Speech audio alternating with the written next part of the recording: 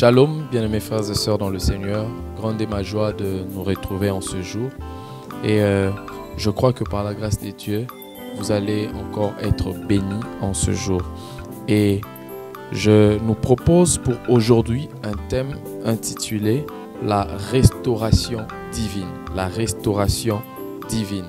La restauration divine. Et nous allons lire deux textes de la parole de Dieu qui nous introduiront à notre message. Le premier texte, nous sommes dans 2 Samuel chapitre 12, le verset 20. 2 Samuel, le chapitre 12, le verset 20. La Bible déclare: alors David se leva de terre, il se lava, il soignit et changea de vêtements. Puis il alla dans la maison de l'Éternel et se prosterna. De retour chez lui, il demanda qu'on lui servît à manger et il mangea. Le deuxième texte, nous allons lire dans 1 Samuel chapitre 16, le verset 1er. 1 Samuel 16, le verset 1er. La Bible est en train de nous dire, dans 1 Samuel 16, le verset 1er, la Bible déclare: l'Éternel dit à Samuel: quand cesseras-tu de pleurer sur Saül? Je l'ai rejeté, afin qu'il ne règne plus sur Israël. Remplis ta corne d'huile et va. Je t'enverrai chez Isaïe, Bethléemite, car j'ai vu parmi ses fils celui que je désire pour roi. Que Dieu bénisse sa parole. Seigneur, bénis ta parole. Je te prie de parler à quelqu'un au nom de Jésus. Amen. Comme je nous ai dit, le thème que je nous propose, je me présente, je suis le frère Shekina Okam. Alors, je nous propose le thème intitulé « La restauration divine ». La restauration divine. Alors, lorsqu'on parle de restauration, c'est le processus par lequel Dieu vient pour restituer ce que l'on a perdu. Lorsqu'on parle de restauration divine, c'est le processus par lequel Dieu vient nous restituer ce que l'on a perdu. Le processus par lequel Dieu vient nous redonner ce que l'on a perdu. Vous allez comprendre par là que l'on ne peut pas parler de restauration sans parler préalablement de perte. On ne peut donc pas parler de restauration sans parler préalablement d'une perte ou d'un trouble constaté. On ne parle que de la restauration là où il y a eu un trouble, là où il y a eu une perte constatée. Alléluia. Et nous venons de lire ce passage de 1 Samuel chapitre 16, le verset 1er. La Bible nous parle là de du prophète Samuel qui est en train de pleurer. La Bible nous montre bien avant que Dieu avait rejeté Saül, que Samuel avait établi roi.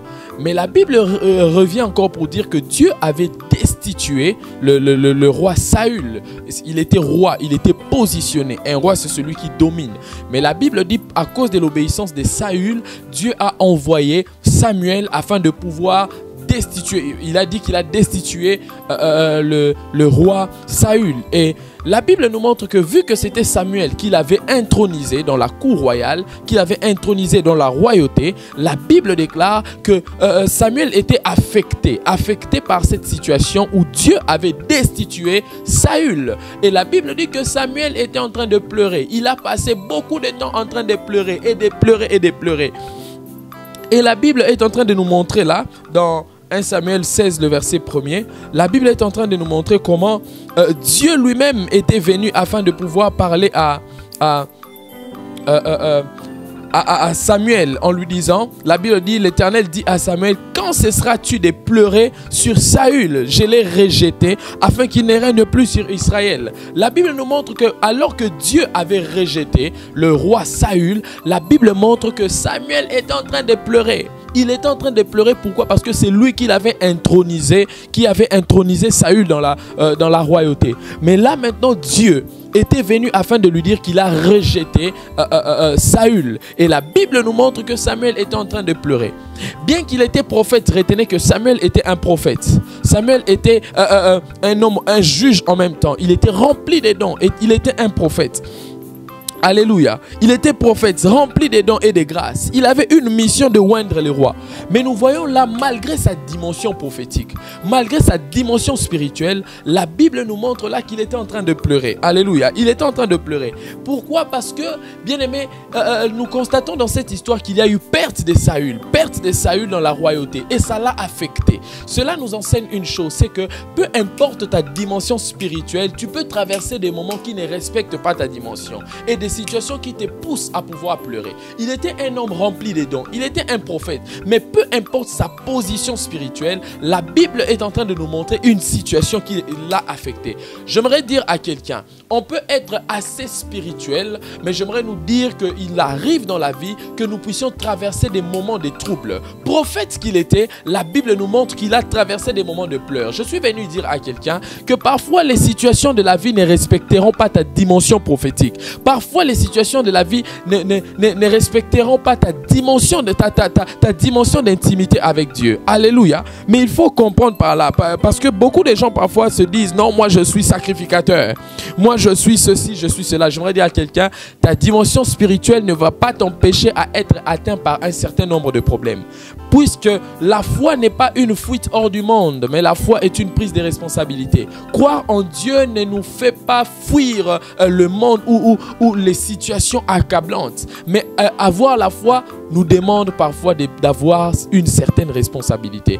Peu importe la dimension prophétique de Samuel, la Bible montre qu'il était en train de pleurer. Je suis venu dire à quelqu'un qui est en train de traverser une situation de pleurs, j'aimerais te dire, arme-toi d'une pensée positive, d'une pensée forte, allais-je dire, d'une pensée solide et victorieuse, puisque Dieu ne t'a pas appelé à l'échec, mais Dieu t'a appelé à la victoire. Il se peut que tu traverses des moments difficiles, il se peut que tu traverses des moments de pleurs, mais je suis venu dire à quelqu'un, relève-toi. Dieu annonce une parole à Samuel alors qu'il était en train de pleurer. Voyez la réponse de Dieu. Alors que Samuel pleure, Dieu vient et lui pose la question, quand cesseras-tu de pleurer sur Saül?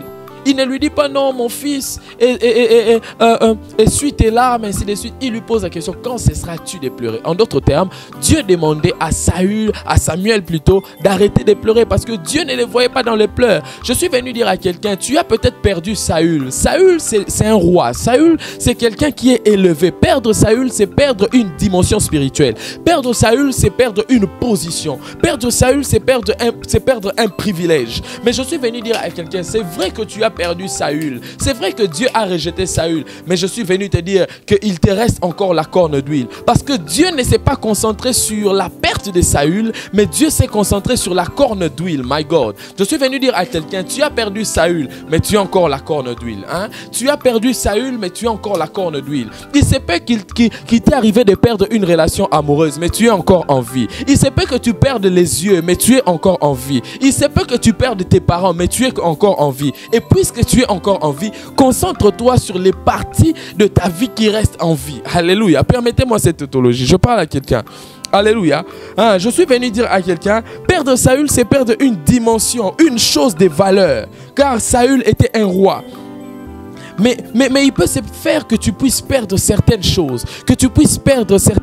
Mais je suis venu te dire, tant que tu as encore ta corne d'huile, concentre-toi sur la corne d'huile. Parfois, il nous arrive de pouvoir nous concentrer sur les choses que l'on a perdues et on oublie les choses qui nous restent. Je suis venu dire à un Bartimée, c'est vrai que tu as perdu tes yeux, mais il te reste encore la révélation.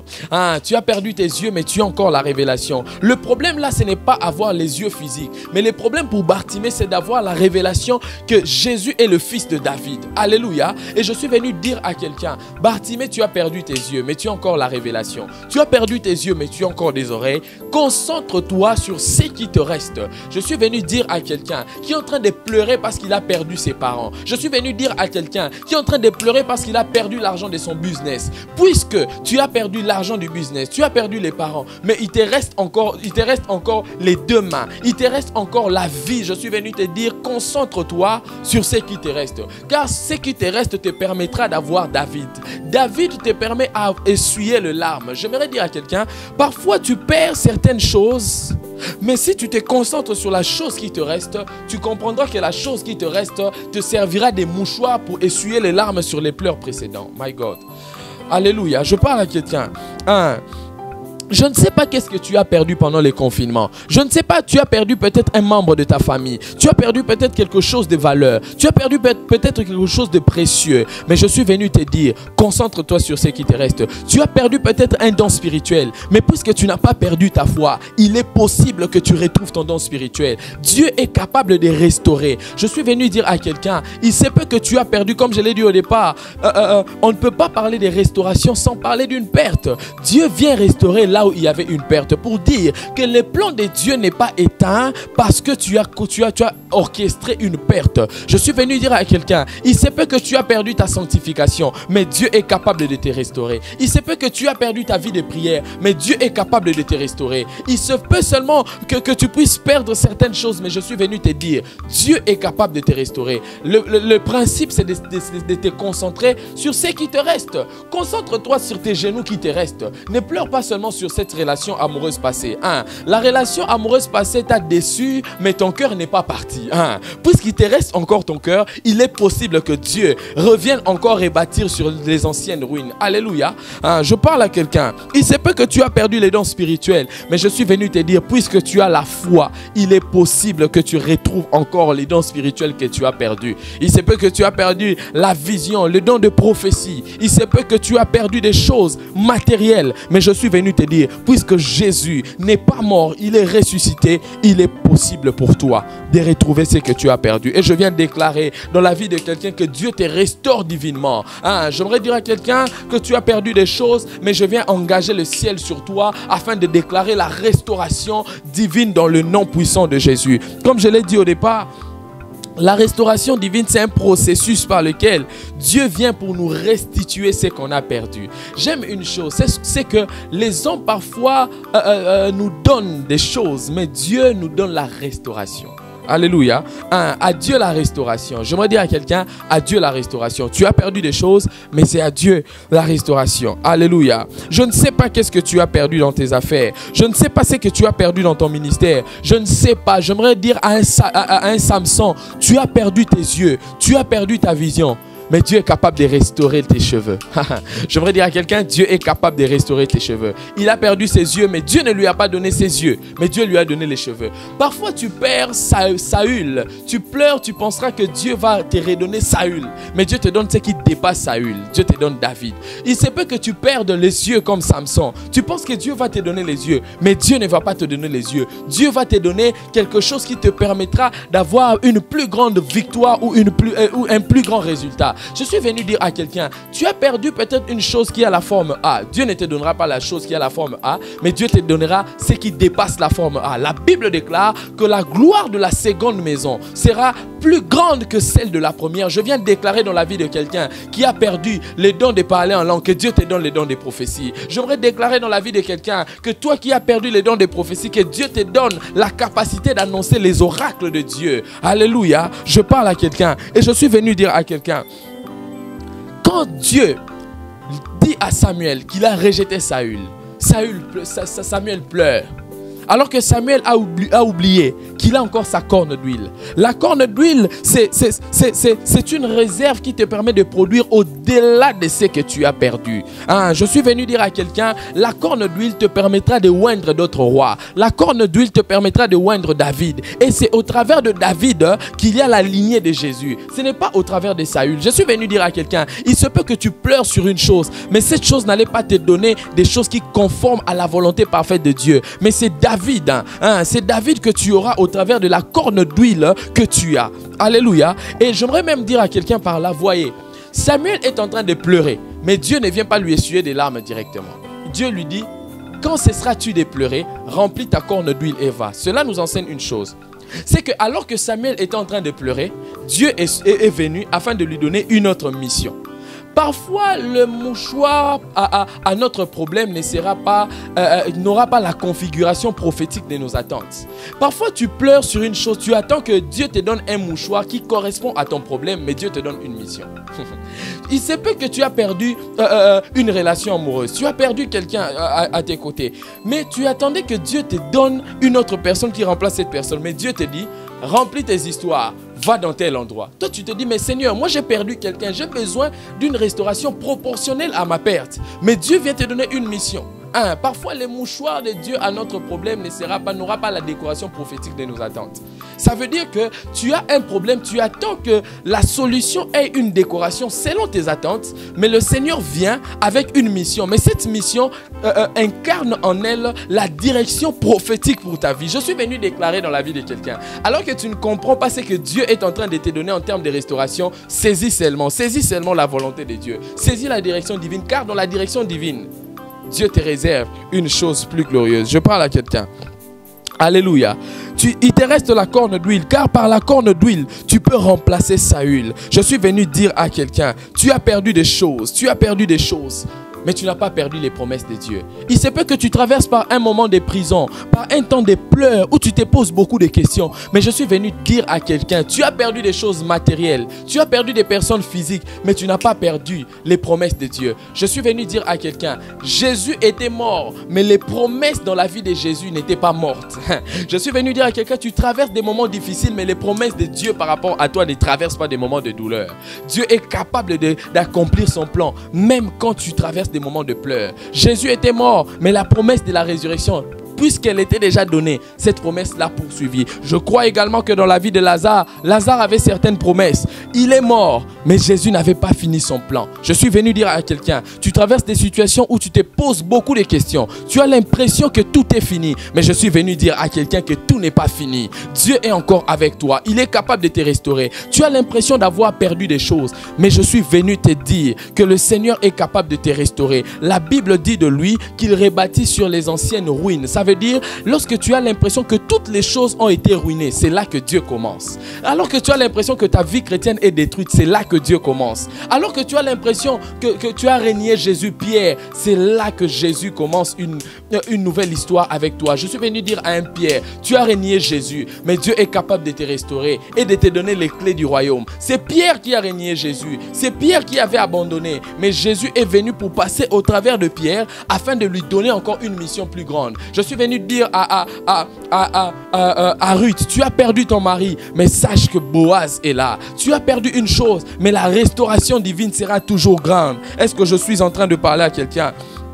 Alléluia. Et nous avons lu en évoluant le passage, je vais finir par là, 2 Samuel chapitre 12, le verset 20. La Bible nous parle de David qui lui aussi a traversé une situation. La Bible est en train de nous montrer que David avait commis un péché. David a couché avec la femme de son général de l'armée. La Bible est en train de nous montrer que là, Dieu était fâché contre David. Dieu était fâché contre David. Dieu a fait en sorte que cet enfant puisse tomber malade. Dieu a frappé la maison de David. Mais voyez ce que la Bible nous montre. Dieu a permis que l'enfant de David puisse tomber malade. Là, nous le lisons dans 2 Samuel plutôt chapitre 12, les versets 19 au verset 20. La Bible nous montre combien David a pleuré, disant à Dieu, Seigneur, n'es-tu pas cet enfant? Guéris cet enfant. Mais la Bible dit qu'alors que David pleurait sur cet enfant, la Bible dit, écoutez-moi très bien, la Bible dit que Dieu a quand même tué cet enfant. Et lorsque David a passé beaucoup de jours, il ne mangeait pas, il ne se lavait pas. Il ne cherchait pas Dieu pour autre chose, il cherchait Dieu seulement pour son enfant. La Bible dit qu'il était en train de pleurer pour son enfant. Mais voyez ce qui se passe. Dieu vient, il tue l'enfant. Mais lorsqu'il tue l'enfant, la Bible nous présente dans 2 Samuel 12, 20 que David avant n'était pas capable de faire certains mouvements. Il ne mangeait pas. Il ne faisait que pleurer. Mais là, pour que Dieu les restaure, pour que Dieu finisse les pleurs dans la vie de David, la Bible déclare que Dieu a tué son enfant. Et lorsque Dieu a tué son enfant, dans 2 Samuel chapitre 12, verset 20, la Bible dit que David s'éleva. Lorsque l'enfant est mort, retenez, lorsque l'enfant est mort, la Bible dit que David s'éleva, il se lava, il soignait, il changea de vêtements, puis il alla dans la maison de l'Éternel et se prosterna. Avant la mort de son fils, David ne mangeait pas. David ne se lavait pas. David n'allait pas. La Bible n'a pas parlé de là où il est parti dans la maison de l'Éternel. La Bible montre seulement qu'il pleurait dans sa maison. Mais lorsque Dieu a tué son enfant, la vie de David a été restaurée. Par là, je suis venu dire à quelqu'un que parfois Dieu nous restaure. Parfois, certaines restaurations viennent en forme de deuil. Ça veut dire que Dieu, parfois, pour nous restaurer, il vient encore nous faire perdre une chose. Alors que toi, tu penses que tu as perdu encore quelque chose, c'est une restauration de la part de Dieu. Dieu, pour restaurer David, a tué son enfant. Je suis venu dire à quelqu'un, il y a des restaurations qui ont la décoration prophétique de la mort. Mais alors qu'en réalité, ça vient pour te donner la vie. La Bible parle de Jésus. Pour que Jésus restaure l'autorité de l'humanité ou de l'homme, la Bible déclare que Jésus a traversé la mort. Ça veut dire que c'était une restauration en forme de deuil. Parfois, tu as l'impression de perdre des choses et des choses. En réalité, ces pertes-là sont en train de pouvoir t'engager dans le processus divin pour t'emmener à la restauration. Alléluia. Ça s'appelle l'investissement divin. Toute perte initiée par Dieu, c'est un investissement. Les disciples avaient l'impression de perdre la personne de Jésus. Or, c'était l'investissement divin pour gagner toute l'humanité. Alléluia.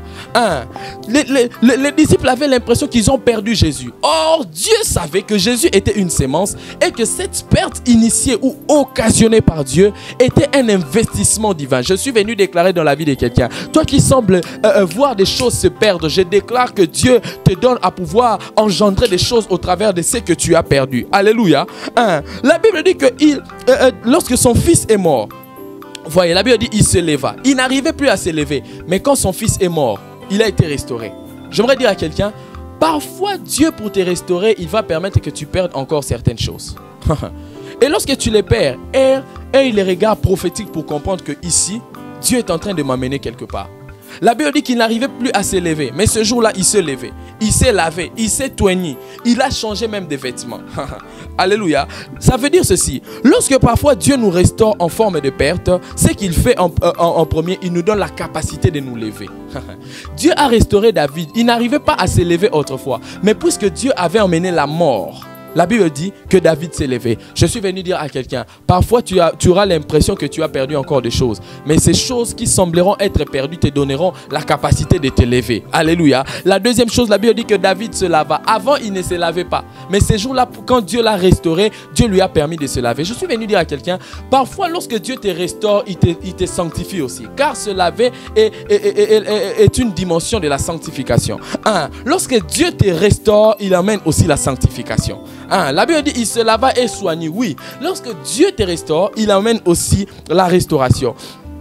Et la Bible continue en disant qu'il changea de vêtements. Je suis venu dire à quelqu'un, lorsque Dieu te restaure, il vient aussi donner un nouveau vêtement. Dieu vient te donner un nouveau manteau.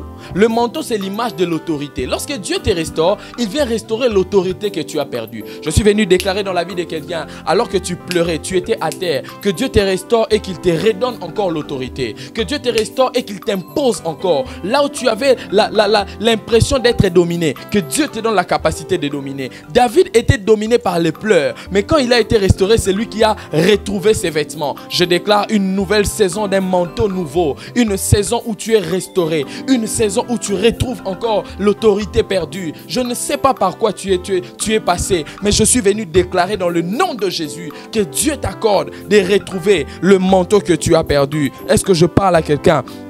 En d'autres termes, Dieu est venu les restaurer en lui prenant totalement en charge. La Bible dit encore que lorsqu'il a changé de vêtements, il alla dans la maison de l'Éternel. Il alla dans la maison d'Éternel. Je suis venu dire à quelqu'un que lorsque Dieu te restaure, il t'attire encore pour habiter dans sa présence, pour demeurer dans sa présence. Je suis venu dire à quelqu'un, la restauration divine t'imposera à demeurer dans la présence de Dieu. J'aimerais dire à quelqu'un, la restauration divine t'imposera à chercher Dieu plus que tu ne le faisais avant. Alléluia. Et la Bible est en train de continuer en disant, et se prosterna. Je ne sais pas, avant il s'est prosterné pour pleurer, mais là il s'est prosterné pour adorer. Je suis venu dire à quelqu'un, lorsque Dieu te restaure, tes pleurs seront changés en adoration. Lorsque Dieu te restaure, tu ne vas plus te prosterner pour pleurer, mais tu vas te prosterner pour adorer. Alléluia. Et que j'annonce cela dans la vie de quelqu'un au nom de Jésus. Toi qui as tant pleuré, que Dieu te donne à adorer. Toi qui as tant pleuré, que Dieu te donne à pouvoir adorer. Et la Bible dit, des retours chez lui, il demanda qu'on lui servît à manger et il mangea. Avant, il ne mangeait plus, il a même jeûné pour que cet enfant ne meure pas. Mais lorsque Dieu l'a restauré, la Bible déclare qu'il a eu même la capacité de manger. Oh, je suis venu dire à quelqu'un, Lorsqu'on parle de manger, on parle de la prise en charge de Dieu. Je suis venu dire à quelqu'un, en gros, ce que Dieu te donne, c'est le paquet de la prise en charge. Lorsque Dieu te restaure, c'est le paquet de la prise en charge. Et je le déclare dans ta vie dans le nom de Jésus. Je le déclare dans ta vie dans le nom de Jésus. Là où tu sembles avoir perdu des choses, que Dieu te redonne ces choses. Là où tu sembles avoir être à terre, que Dieu te redonne la domination. Là où tu sembles avoir perdu la vie de prière, que Dieu élève ton esprit. Là où tu sembles avoir perdu la sanctification, que Dieu te lave. Là où tu sembles avoir perdu ton ministère, je déclare dans le nom de Jésus que Dieu efface la honte, que Dieu enlève la honte. Oh, je suis venu dire à quelqu'un, les gens ont l'impression que Lazare est mort. Les gens avaient l'impression que tout dans la vie de Lazare était fini, mais alors que rien n'était encore commencé. Jésus disait de la mort de Lazare qu'il était en train de dormir. Je suis venu dire à quelqu'un, alors que les gens te collent la honte, pour Dieu ce n'est pas la honte. Pour Dieu c'est une dimension où tu es encore en train de dormir. Il viendra pour te réveiller. Et je viens déclarer que Dieu réveille les choses perdues, que Dieu réveille les dons que tu as perdus, que Dieu réveille les choses qui semblent être perdues dans le nom puissant de Jésus. J'aimerais prier pour la vie de quelqu'un en ce jour, quelqu'un qui me suit, qui a besoin de la restauration divine. Père, je demande dans le nom de Jésus que tu restaures mon frère, que tu restaures son âme, son esprit et son corps, afin qu'il revienne encore, Seigneur, sur la bonne voie. Je viens prier pour quiconque m'a suivi. Seigneur, je prie que ces messages, que l'onction attachée à ce message puisse, Seigneur Dieu, envahir sa vie et donner des résultats différents. Merci, Seigneur, de bénir une vie. Au nom de Jésus, j'ai ainsi prié. Amen. Que Dieu nous bénisse abondamment. On se revoit la prochaine fois. N'hésitez pas de partager cette vidéo, de partager ce lien pour bénir plusieurs. Merci, je suis le frère Shekina Okamo. Nous nous revoyons dans la séance prochaine afin de continuer avec un autre thème. Que Dieu nous bénisse abondamment. Merci beaucoup.